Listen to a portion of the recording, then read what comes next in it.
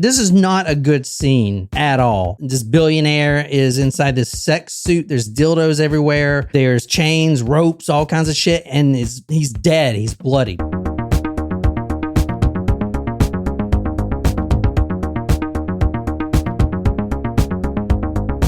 Sons T. Hello, John and Nicole. This is my first time watching you guys live. Well, thank you for joining, Sons T. Sons T. I love the name. Hey, Sable. It's been a while since we've seen you too. Good to see everybody. Good to see everybody.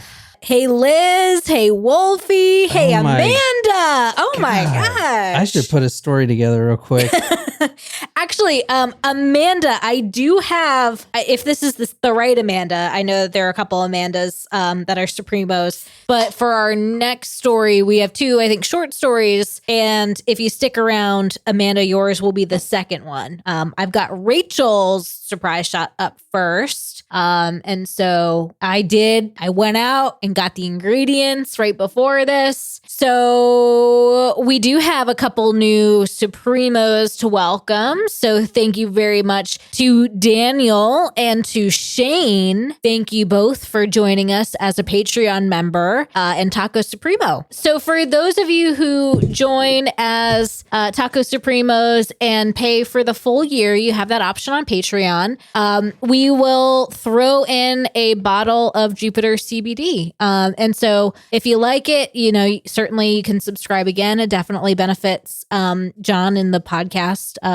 specifically. I actually take this every night before I go to bed, a full dropper. And it's really good stuff. Organic CBD, FDA approved, good stuff. And I think like one bottle without the discount is like $80. So if you do the full year Supremo membership and pay for that for a year, like it's definitely worth it because it pretty much pays for the whole thing. So we'll get those shipped out for those who sign up for the year. So I have a very, very exciting. I am pumped for this because I did go to liquor store. I picked up our ingredients for two special requests that we have for this episode and the next. I love it when we get specific requests. So this one is going to be for Rachel. Alrighty. Nice. All right. Surprise shots. Surprise shots. We don't know what they are because they're a surprise. Cheers. Cheers to you, Rachel. Whoa. I don't know what to think. It kind of tasted like strawberry yogurt, but also cough medicine, but in a good way. It didn't burn, but it just tasted shit. You're close. You're on the right track. With cough medicine? No, with the strawberry yogurt. Is it a chocolate covered strawberry shot? No. It tastes like those frozen strawberries that you have in the freezer. The chocolate ones. A little. The like low fat ones. Your fruit is close, but not correct. Raspberry? No. Blackberry? Blueberry? Yellowberry? Blueberry. Oh. It is actually whipped cream vodka with a healthy splash of blueberry Red Bull. Oh. Blueberry Red Bull? Yeah. All right. Tonight we're going across the street from the Geneva Museum of Natural History. I showed you the apartment. And in this said apartment, this is it right here. One more time. The very top floor is what this man owns tonight. We're talking about this man right here. Can you describe him? An important businessman. He has a power stance and a big red tie. Okay, so if I didn't tell you that he owned the buildings, would you also say that he was an important businessman? Yes. Because he looks wealthy, right? What do you think he does? Stocks and bonds. Okay. Banking. Can you describe the difference between a stock and a bond? No, I cannot. I'm not gonna lie. I can't. I don't understand how that works, which is 93% of the reason why I'm not involved in that business. Shram says he looks like he does nothing. He just like yells things in a phone and he delegates. Acts like he does things. Do you think he's good looking? I guess maybe for his age. Maybe if he was younger, but he's not really my type. He doesn't look very happy, so I'm not really like Really? Doesn't look happy. Oh, well, that's confusing because I thought money bought happiness. Mm-hmm. Yeah. I guess not. All right, tonight we're talking about Édouard. What? I was going to say Sarah says, hell no. Hell no what? I think on the attractiveness piece. Oh shit, really? All right. All right. Tonight we're talking about him, Eduardo. I can't say his name. Eduardo. No, it's not Eduardo. It's Edward? Edward in America in English. But Edouard. He's French. Edouard. Edouard. Yeah, there you go. It's E with a tilde over it. Douard.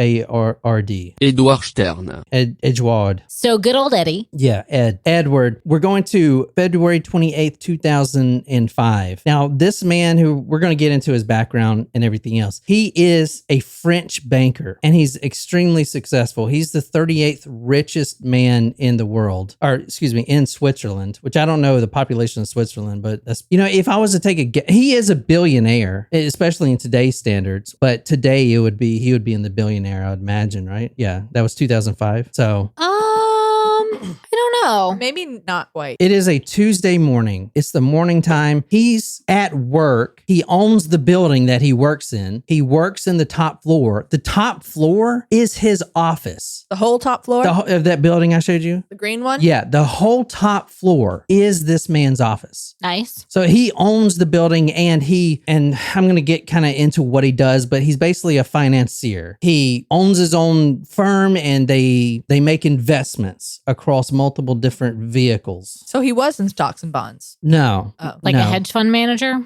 Well, maybe so stocks and bonds would be like someone buying off Wall Street. This guy travels to different places, even like in Russia, and he gets these corporations and he basically buys them out or whatever, takes control over them, and then makes his money like that. He builds this huge portfolio. I don't know. I'm just relaying words that I've heard. I'm curious, did the word activist investor come up as his term? No, not activist, but the word shady dealings did come up quite a bit. Yeah. Okay. It's a Tuesday morning. He has some very important business meetings to attend to this day. There are presidents of different banks. He misses at least 2 of these meetings by the time lunchtime comes around. And Tuesday in this office, from what I was reading, his favorite place is a sushi place right across the street. And every Tuesday they order the menu, everything. And this sushi restaurant makes thousands of rolls. I'm making you like super hungry. That would be like my fucking dream. Oh my God. Making sushi? Ordering every sushi roll on a fancy sushi place menu.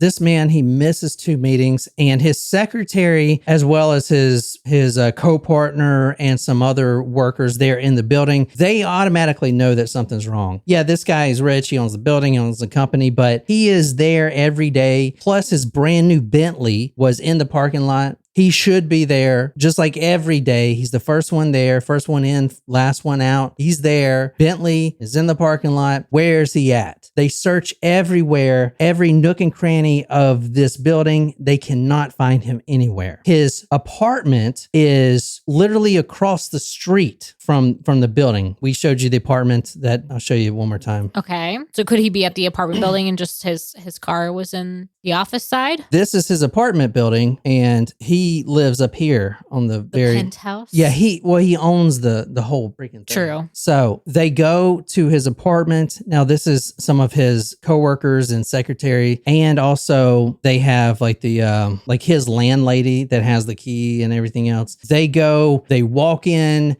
they're calling his name, Edward, you here? Nothing's out of place. Nothing is ransacked. They don't get any response. They do see that there's like for instance his wallet and his phone is on the side table, so they know he's here somewhere. And the place is big. His apartment's huge, so it takes a while for them to finally go into the room where he is. The bedroom door, which was left ajar, and the lights were shut off and everything else. They push it open and they see what they think is a mannequin. Right? That's what it always is. They think they see what a mannequin on the floor, a bloody mannequin on the floor. They have no idea yet that is Edward, and it would would actually take hours for them to know for sure that it is their friend Edward Stern, the financier, right? I just think that's interesting that that's their first thought. That, I mean, a mannequin, okay, but there's blood around the mannequin.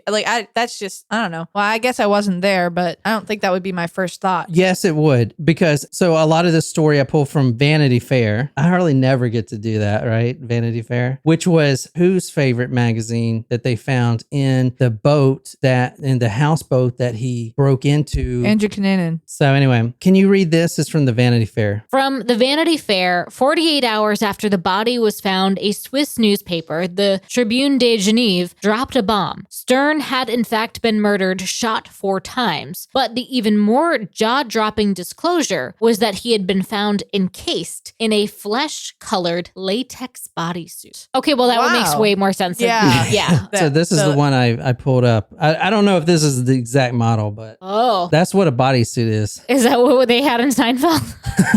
Are you sure that's a bodysuit? It looks more like a Yes, it's a blow-up doll. bodysuit. Yeah, I typed in bodysuit. Well, Let me tell- I guess. Flesh covered. I'm just glad this is your search history and not mine. Oh, you can buy them on Amazon. Look at this. Those are there's definitely different. Yeah, that's not it. Let me see. But it does Yeah, remind this me. is it. It does remind this is me of the episode of Seinfeld where the mannequin, they think that Elaine is styled. They stole the mannequin style to look like Elaine. So you would think this was a mannequin, right? Yeah, I would. I agree. Yeah, probably. But I would go up to it and ask, why is that bloody? You would go up to it and ask it why it's bloody? Not ask it. What the fuck? Not ask it. But in my head, I would say, why is this mannequin bloody? That's so bizarre. Well, it is bizarre unless you have all the facts. Inside his bedroom were also whips, chains. There was a sex swing rope that you swing on, I guess. And there was dildos. It was a whole thing. So initially, the secretary thought that this was some kind of solo sex act, like maybe choking himself or something. It sounds like he's gone wrong. He's bad, but is not perfectly good at it. I get you. Yeah. Now this is bad news because one of the richest people in the world who has direct ties to the French government. This is not a good scene at all, right? This billionaire is inside this sex suit. There's dildos everywhere. There's chains, ropes, all kinds of shit, and he's dead. He's bloody. Now they actually Shot 4 times. Shot 4 times. He is shot 4 times. Now this is where it gets interesting. He is shot twice in the head, once in the chest, and once in the stomach. So it seems like the headshots is kind of like an execution. Whoever wanted to kill Edward Stern, the billionaire financier, wanted damn sure to make sure he was dead. And not only dead, they wanted to make sure that his image was ruined. Because, I mean, his image is ruined. I mean, I'm sorry. No one thinks of his murder or death in any other way than he was inside of a sex latex flesh-covered suit. Like, that's With a it. room full of dildos and a sex swing. Yes. I mean, you know what I'm Can't saying? live that one down. So, whoever did... Doesn't matter how great of a person you were, like if you did great philanthropic work. Exactly. Don't matter. Yeah, I guess most people have a say of what they die in. What? Like, I feel like that's actually not the case at all. well, yeah, you choose your outfits every day, right? unless he But was how do you know that that's the day that... You just have to make better choices. That's right. Always wear good underwear. You can wear the same thing every day. Like Barack Obama wears the same shit every day. The same suit. Mark Zuckerberg, the alien guy, he wears the same shit every day. All right. Automatically, this goes into some wild theories. Like, tell me what some of the theories are. Like, who wants this guy dead? Scorned lover, someone who business he fucked with. Business associate, enemy turned friend, friend turned enemy. Friends with benefits turned friend with murder. This was an elite financier to not only the French government, but several French politicians. In Paris, his death was tantamount to that of a Rockefeller. I don't know any John Rockefeller. Is that his name? I don't fucking know. Are they still around? Wasn't what's his face related to the Rockefellers? The guy that died, that murdered his wife and the other lady that they did the documentary on. That at the end of the documentary, he admitted to killing all the people, but the documentary was about how he didn't kill the people. And his name is escaping me. But once I hear it, I'll be like, yes, that is his name. He was very controversial. He killed 3 people. We haven't done his episode yet. Are you thinking of the Fox No. Hollow? No. No. You think of DuPont? No. That's what I was thinking she was thinking of. That's No. it. Yeah. Well, I don't wouldn't know. listen. What was the thing? What was the details right quick? I probably know. It's not important. It wasn't him. Go on. All right. So let's see who did this. Let me talk about his background real quick, and you can quickly see that he has a lot of enemies. He was a scion of one of France's oldest banking families. In 1998, he actually, not only being an elite member of a banking family, he was also married. He married one of the wealthiest families, married into one of the wealthiest families, the David Wheel families. I don't know.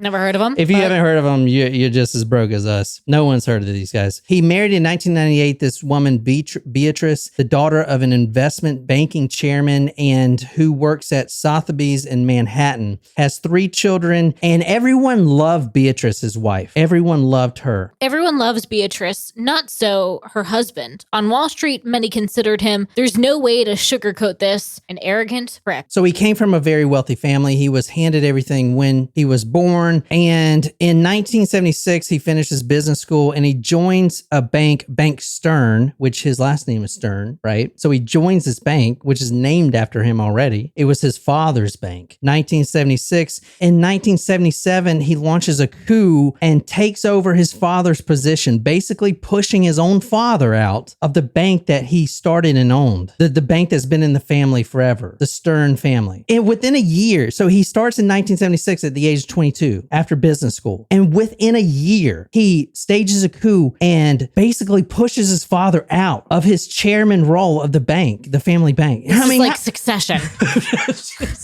I mean, come on. Have you seen that show? I saw some episodes with you guys. So good. It's fucked up that he did that, and everyone thinks that. In 1984, he sells that bank the bank that's been in the family forever, that he pushes his father out. He takes control over it, and then within 7 years, he sells it to a Lebanese investor. So not only has holy shit, this guy has made some enemies not only with everyone else but with his family. That's where we're starting, right? So he is at least like a hostile takeover, I would say. Yeah. It's like his bread and butter. Exactly. Now, that is just within his family. We're not going to get into like everything, but since 1998, since that happened, he started, and since he got married to one of the wealthiest, yada yada, he joins his father-in-law's banking firm, the Lazard firm, and the father-in-law hates him. So he kicks him out and basically gives him a $300 million severance package, which he uses that to start his own investment fund, which that's what he was doing right before he was murdered. All right. $300 million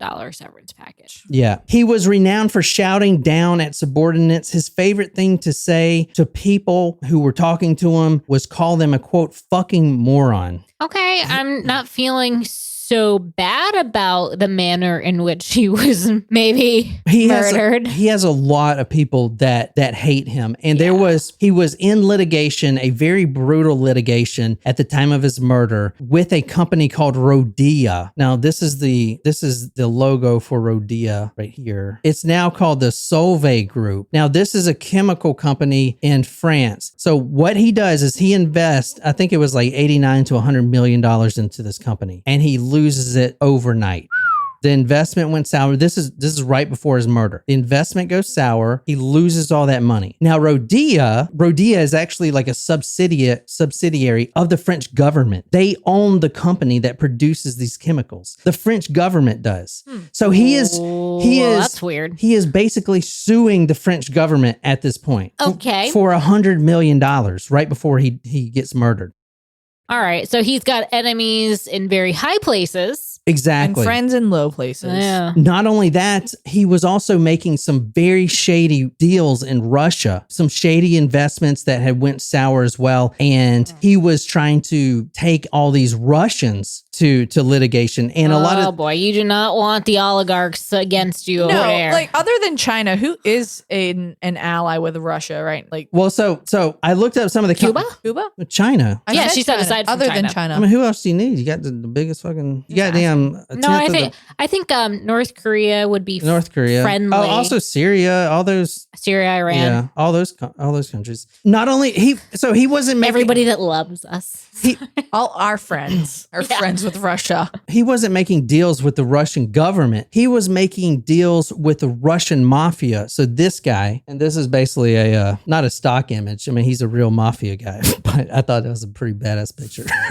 I think you need to get a shot like that. I think, like, can you imagine him just going like that with his ring against your face? Do you want me to cover this guy? He's supposedly like... Nope, I actually don't want you to cover this guy. Apparently, like, this is the most brutal Russian mafia guy ever or something. Let's not. I don't know. William Cohen, a Lazard firm banker and colleague, said, look, a lot of people didn't like this guy. Some feel at a visceral level, I'm not going to shed tears for this guy. But when you get past that, it's just pretty damn shocking. I mean, people just don't know what to think. Now, the Swiss government actually allowed him to carry a gun, which I guess you can't carry guns unless you have like a real reason in Switzerland. Mm-hmm. So a judge actually issued him a permit to carry a permit while he was going through this litigation with the France's government, literally. Was he shot by his own gun? Yes, he was. Yeah, he was shot by his own gun. Good guess.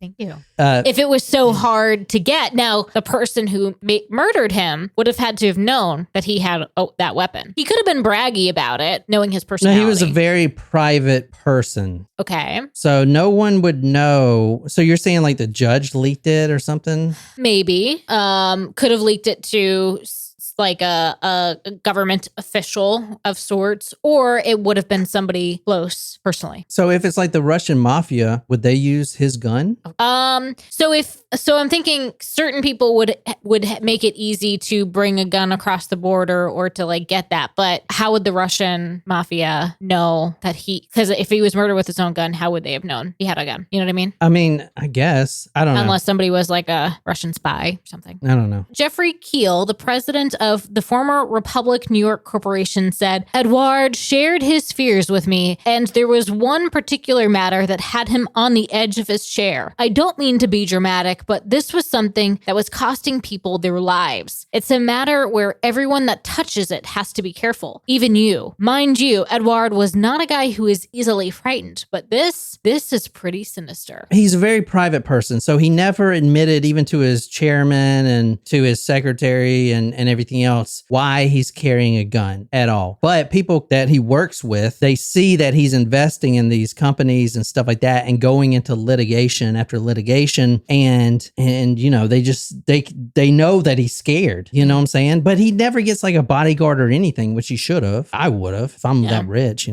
Shram's theory is the sushi guy got tired of making all those damn orders. That's funny. Or Wolfie's guess. I'm sorry. Did I say Shram? I'm sorry. No, that's funny.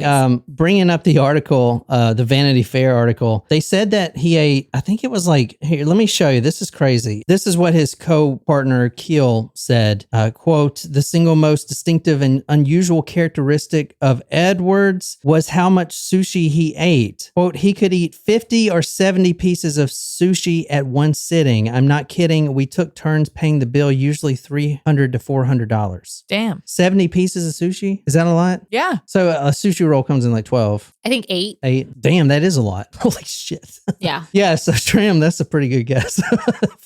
Now, about the gun, Jeffrey Keel says, quote, Edward was carrying a concealed gun, a pistol, although I never saw it. The judge warned him that he was entering more dangerous territory than you know, end quote.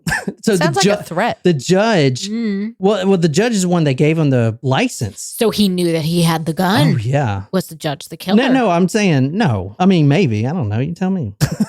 You're telling us. That's the whole point of this whole thing that we're doing. I want to give you an eerie experience, Keel says, rising from his chair. He steps to a desk and lifts his cell phone from its cradle. He presses several buttons. I'm going to play you my last message from Édouard. He hands me the phone and I hear Stern's voice, speaking in smooth, unaccented English, in a message he left for Keel on Sunday morning, the day before his death. Whose perspective is this coming from? Unaccented English. Like, does that mean... It's the Vanity Fair writer of this case, the investigator from Vanity Fair. Okay, so in Vanity Fair is published in the United States or England? I guess the United States. I don't know. I just know when I'm reading Vanity Fair, I feel, it's like I'm reading Forbes. Fancy? Oh, I made some money. You got to give me a Forbes subscription and maybe Wall Street Journal. and just pretend. I don't know. I'm broke. Or like Vanity Unfair, Shram says. Rodea, the company that he was in litigations for almost $100 million that had disappeared, Rodea had misrepresented their company's finances. But one of... it's like a Theranos type thing. Yeah. Is that girl in jail? Yeah, I think she's about to be in jail. They should put her in jail with Sam Bankman-Fried, the freaking crypto they guy. seem like a match made in heaven. They should date. The Theranos, isn't that the blood thing? Yeah, the blood. Elizabeth Short or something. Mm-hmm. Yeah, I mean, saw Mrs. that. Steve Jobs. That's what her name is. All right. Anyway, the litigation with the Rodea is really important. One of the executives involved. Now, this company misrepresented their own holdings. So that is worth Fraud. being sued. Yeah, exactly. So they could be sued for fraud. Oh, yeah. However, one of the executives who was being sued had just been named France's Minister of Finance. Shit. Wow. Wow is right. All right. So what do you guys think before I completely turn this thing over? I don't know what to think anymore. Well, now to me, it does feel like a cover up of sorts, like government, involvement. The judge could have very easily leaked, or someone handling the paperwork for that. Yeah. All right. Going back to the apartment, the body found, which obviously there's no photos. I mean, the 38th richest person, like, dude, there's not going to be fucking photos. And this case was very hush hush. So there was a lot of speculations. This is where the Russian mafia comes in and all this stuff. But the people who can really solve this case is the people that work with Edward Stern, because he is a very private person. From everything I've seen, he is a complete dick, asshole, everything else, just complete, like, thinks he's better than everyone. He has a lot of enemies, but for someone to shoot him execution style 4 times, twice in the head, that is someone that wants to make sure he's dead. Chest, twice in the head. I wonder if he did the stomach. They did the stomach first so that he would be in a lot of pain. Ooh, that's a good thought. Good before point. finishing him off. The apartment building, the penthouse that he lived in was locked. Sandy Kaufman, which is his one of his secretaries, initially thought the death was accidental during rough sex. Quote, ropes draped on a bedroom chair, and she thought he fell and hit his head, only to realize later that he was shot. She was the one to be questioned thoroughly for, I think it was like 6 hours. They were interrogating her because she was not only closest to him and managed more than just finances, managed a lot of his personal life as well. But eventually when they asked her, okay, what do you remember the Sunday night before or Saturday or a couple of days before, she had seen someone with Edward. And she's the only person that would, the secretary they were really close.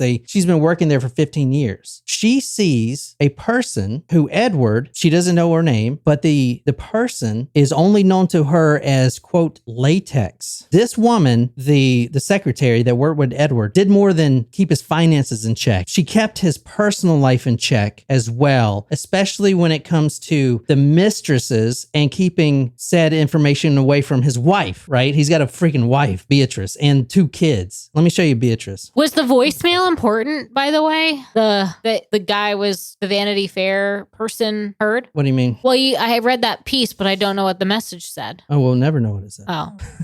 This is Beatrice right here, the wife. Now, they had been I want to mention they had been separated for a year, but no one knew about it. It was that private. However, for years, Edward had been doing what a lot of wealthy financiers and bankers do. They've been renting prostitutes, right? They've been renting mistresses. His secretary, Sandy Kaufman, said she seen this girl and he had mentioned that she was coming into town and her name was Slaytex. So they're like, all right, let's look at Slaytex. They go back and they look into the apartment and they realize that he has CCTV. And then the only person they see coming into the apartment around that time was Slaytex, this woman named Slaytex. That's all they knew, right? I think you were probably right with the first image then that you pulled up of the latex Yeah.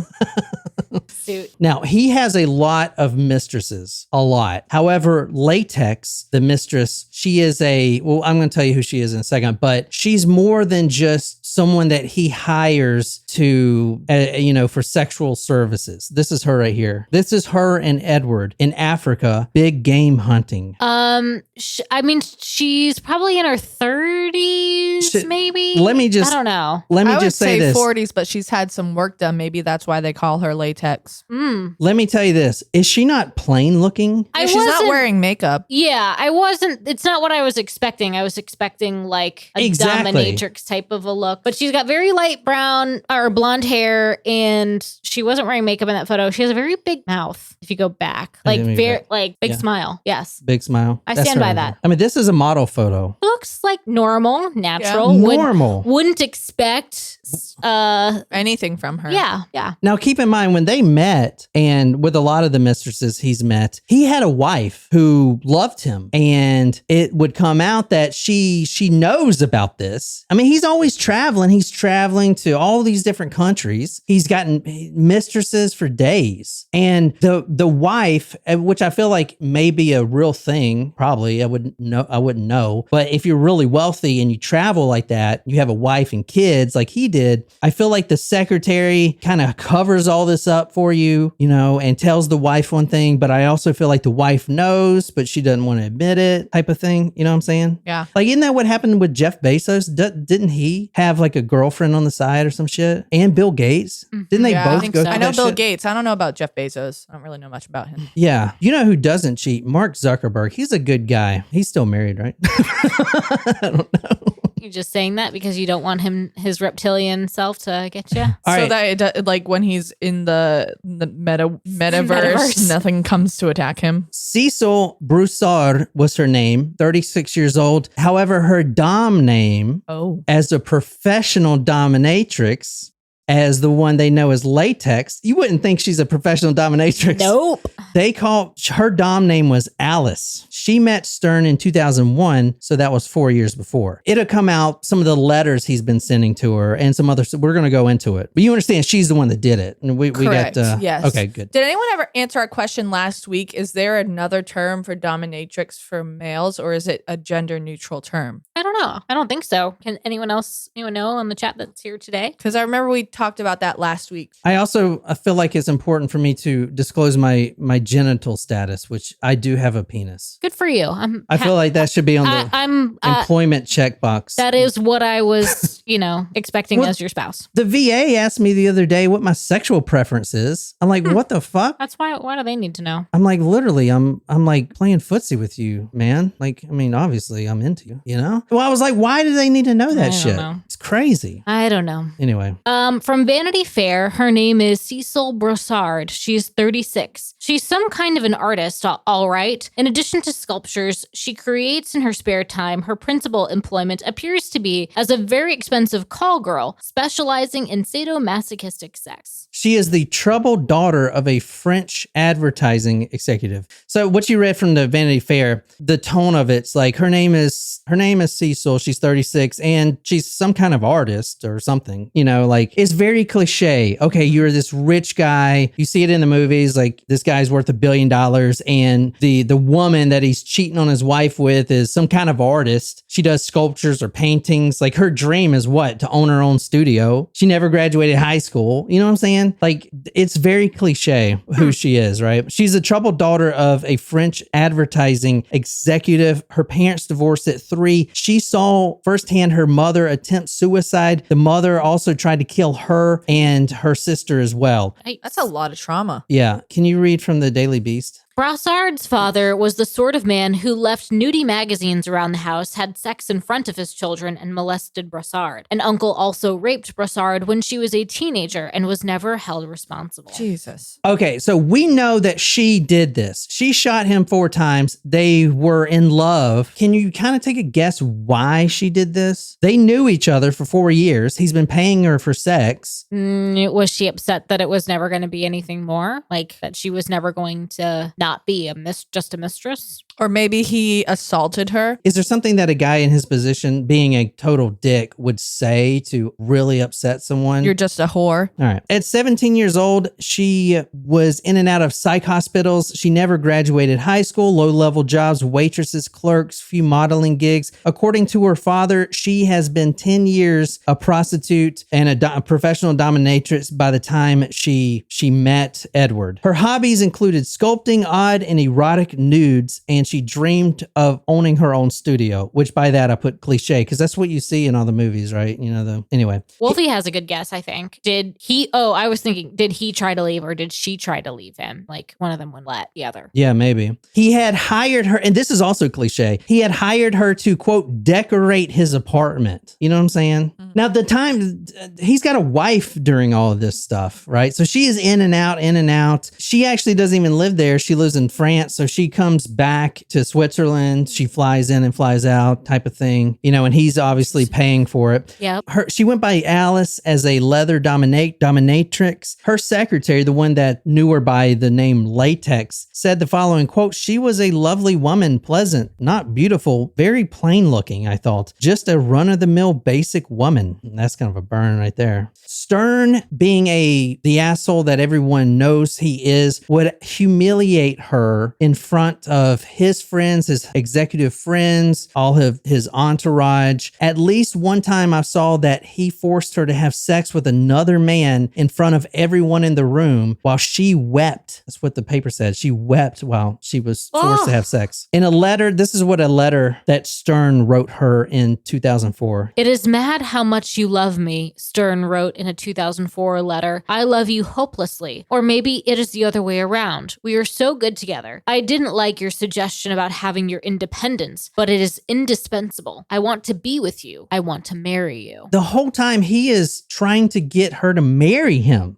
So why wouldn't she? You know what I'm saying? Well, because he's fucked up and an asshole. She got the letter E tattooed on her wrist. She really did love Edward. And however, she was married at the time. She was married to this New York guy. He was, She was married? Yeah, she was married. They're both married. I missed that. I only thought he was married. No, she was also married. And Stern was trying to get her to leave her husband, which was some kind of like New York paper magnate, like Dunder Mifflin type of thing.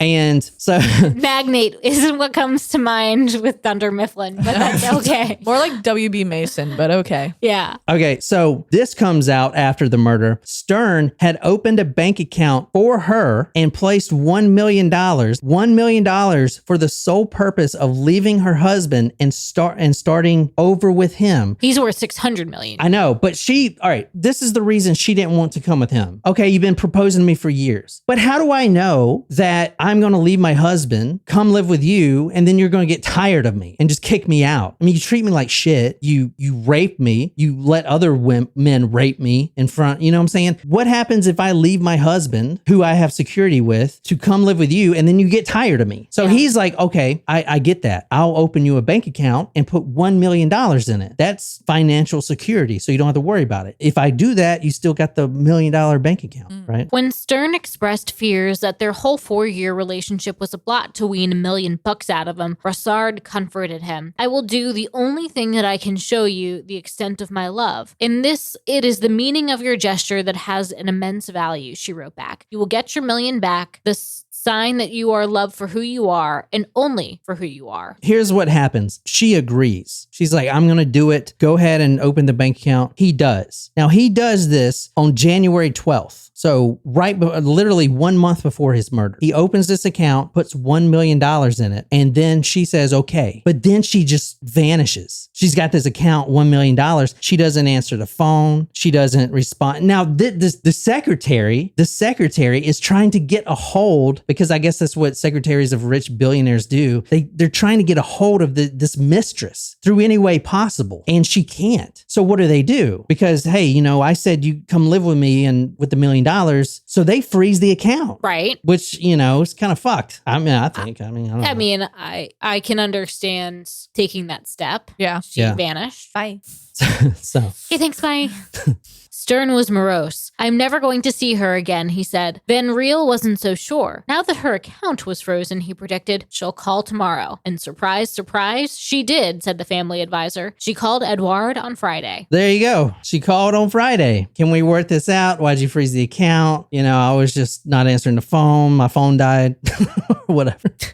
All right. Only 2 people know what happened in that bedroom, Kaufman says, and one is dead. Given his attire, Stern was apparently expecting a sexual rendezvous. I don't think you negotiate financial transactions wearing a latex suit, she says. I wouldn't. She actually is the one that killed him. I know I sent you guys down a little rabbit hole, but that rabbit hole was what everyone else was going down too. Everyone else was speculating. He had a lot of enemies. Yeah, a lot of enemies. So she says that the reason she did it was she was over there that weekend and they were discussing the financial, the account being frozen. How do I get this unfrozen? And then he dresses up in the latex. She puts on her black dominatrix suit, gets her whip and everything else. And then she says that he had told her the following thing. He presses a button concealed in the living room furniture, and 2 hidden drawers slide open. One contains sex toys for love-making sessions. The other holds 4 loaded firearms. Cecile Brassard continues to ask questions, but Stern doesn't answer her. He is elsewhere. He slips into the latex suit that she gave him and begins to lead her on. She plays along. His hands are bound and he's sitting on a pleasure accessory. At this point, she reportedly heard him tell her $1 million is expensive for a whore. At this, she grabs a gun and shoots 4 bullets in a row, 2 in the head, 1 in the chest, and 1 in the stomach. Stern falls to the ground. He is actually sitting like on I think it's a dildo, right? On some sort of ledge or something. That's a dildo. I mean, it could be something. Anal beads. Yeah. A butt plug? Quote, $1 million. What? Don't know. I don't know either. These are things that I think those are supposed to. Sydney agrees, butt plug. Does anybody want me to cover the case of the butt plug bandits? I was going to pair that with today's case, but I didn't. How have you not covered a case that has that in the title yet? I'm flabbergasted. All right, so this is what she says. She puts on this thing, and Edward's not responding to the reason why he froze the accounts, and she is getting really upset. And then all of a sudden, he says the following, quote, $1 million is a lot of money to pay for a whore. And she picks up the gun, which is located right next to the dildos, and she shoots him right in the head, right in the eyeball. First shot hits his head, and then she shoots him 3 more times. The reason she does that is, and let me show you this picture one more time because this will really get you to understand. So this is them in Africa, and the reason they were in Africa is because they were big game hunting. Oh, God. What? Oh, that makes me mad. It does make me mad. Another reason why I fucking hate this guy, I'm gonna be honest. So they were big game hunting, and she says the following. From the Daily Beast, her prince taught her unimaginable things. On an African safari, he showed her that when you hunt down wounded prey, you often need to fire again at point blank range to put an animal out of his misery. So The misery you put it in. Yeah. she would say the following to the National Post, quote, I had the impression that I was shooting a plastic doll, not a person. I shot again because I was afraid that he was suffering. Honestly, she could have got away on that defense. I thought I was shooting a plastic doll, you know? I mean, he looked like a fucking head to toe in a latex suit. Yeah, I mean, I don't know. I feel your first image search was accurate. Yeah, right. So she did actually confess to everything. She felt guilty. She obviously loved the man, but the man didn't love her. And In a report to the court, the case psychiatrist explained that Brassard perceived the murder as her victory over Stern, a woman traumatized during her childhood and then again as an adult by a man who manipulated her on the most sensitive of issues, believed she was reclaiming her power. Just as disturbing, by killing him, she made sure that he wouldn't leave her, as his final words suggested that he would do. She was sacrificing him to keep him forever. she sent the dildo, apparently that was in his butt that he was using on himself. He sent that because it was evidence. She mails it in a package to her aunt and uncle who live in Nancy, France, because she wanted a souvenir of him. And the paper says, quote, one can only imagine what her aunt and uncle thought when they opened up the dildo. Yeah, that is not something I would ever wish a family member would ever send to another family member. Look what we got from Cecile. Sacre bleu. I'm gonna be fucking honest, Un man. baguette. Dude, I don't. It's a baguette. I probably shouldn't say this, man, but dude, this guy deserved it, dude. I'm just saying. I mean, he fucked a lot of people over, and then $1 million is a lot of money to pay for a whore. I mean, the gun's right there. Fuck you, motherfucker. There are times where I'm not very sympathetic. This is one of those times. I mean, what a dickhead. So, Holy shit. now what was her sentence? So she actually had a really good defense. She said she wanted to ask for forgiveness, and her defense team argued that Stern was an unscrupulous manipulator and sexual predator who pushed her into committing a crime of passion that should warrant a maximum sentence of 10 years in prison. So she's not in prison forever. I think she is out, honestly. I couldn't be. Yeah. But she did go to prison for a while. Wow. But that's the story. Well, I think that was probably I think that was like an appropriate time served. I mean, I don't want to say it, dude, but Someone still got murdered. he was raping her and that's not letting okay. his friends rape her. Like, I mean, come on, man. if she had done something in that instance, it would have been self-defense. Yeah. You know what I mean? So it's almost like Too little, too late. actually I feel like her defense could have been better because for the things that he did to her, granted a lot of it may have been consensual, but certainly not all of it was. Especially as a prior victim of assault Mhm. from her father and her uncle. Like, isn't that it is a defense. I think you mentioned it once in one of your articles. I know you mentioned it.